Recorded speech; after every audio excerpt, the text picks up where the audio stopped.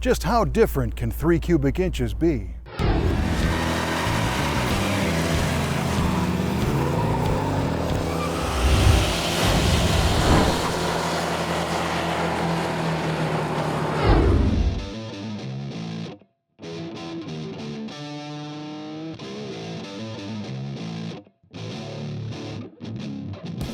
Today we're taking a look at two muscle car icons, a 1970 Dodge Challenger RT 426 Hemi Convertible and a 1969 Ford Mustang BOSS 429.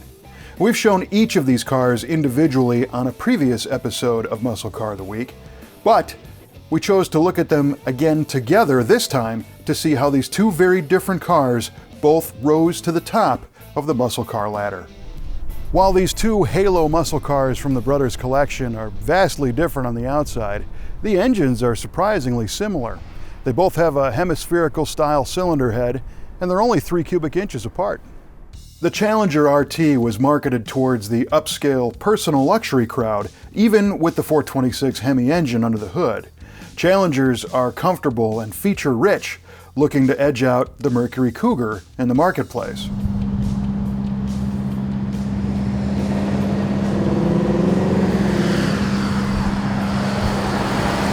The Mustang BOSS 429 was an entirely different animal, developed as the street-going carrier of the NASCAR-bound BOSS 429 V8 engine. It was a big project, as the giant BOSS 9 engine didn't fit in the stock Mustang's engine bay, so Ford worked with a contractor called Kar Kraft in Dearborn, Michigan, to make the necessary modifications to accommodate the big 429. Redesigned front sheet metal was needed to move the shock towers outboard so the Kar Kraft team could install the engines. Every extra inch was needed, so the battery was moved to the back of the car, which also helped shed some weight off the nose. The front suspension was tuned up with different springs and a stiffer sway bar to manage the additional weight, power, and performance of this specially built Mustang.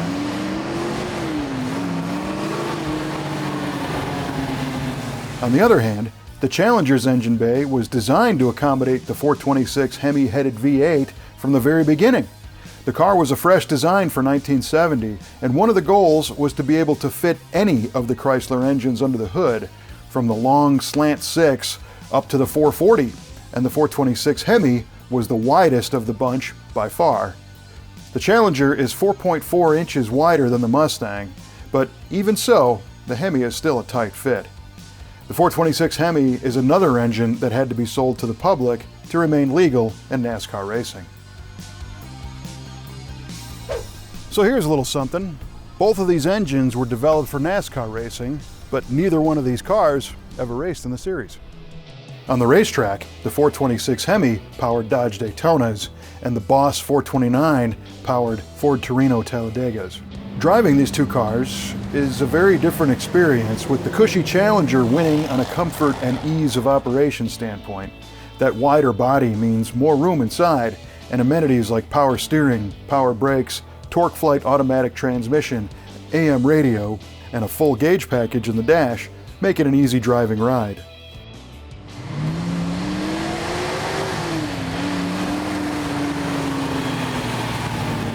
The BOSS 429 is far more high performance and feel, with manual steering, a 4-speed manual transmission, but it did have power brakes and the AM radio also. The suspension is stiffer on the BOSS, and we believe it was also the very first Mustang to receive a factory-installed rear sway bar. And while the 426 Hemi was rated at 425 horsepower and 490 pound-feet of torque, the high-revving BOSS 429 was only given a 375 horsepower rating, and most considered that a lowball. Both engines had huge valves and free-flowing combustion chambers that really liked high RPM usage, and both are easily modified to significantly raise their power output. These cars are at the pinnacle of muscle cars for all the right reasons.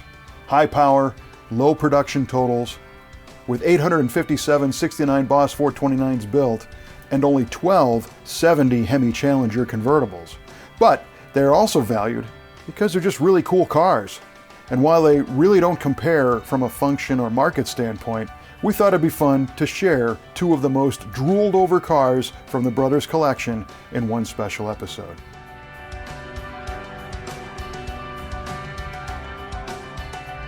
While nobody could have predicted the astonishing values these cars would attain decades on, we have no doubt that people recognize them both as very special cars when they were new. Which one's your favorite? Share your thoughts with us, and don't forget to subscribe to our channel so you never miss a cool car from the brothers collection on Muscle Car of the Week.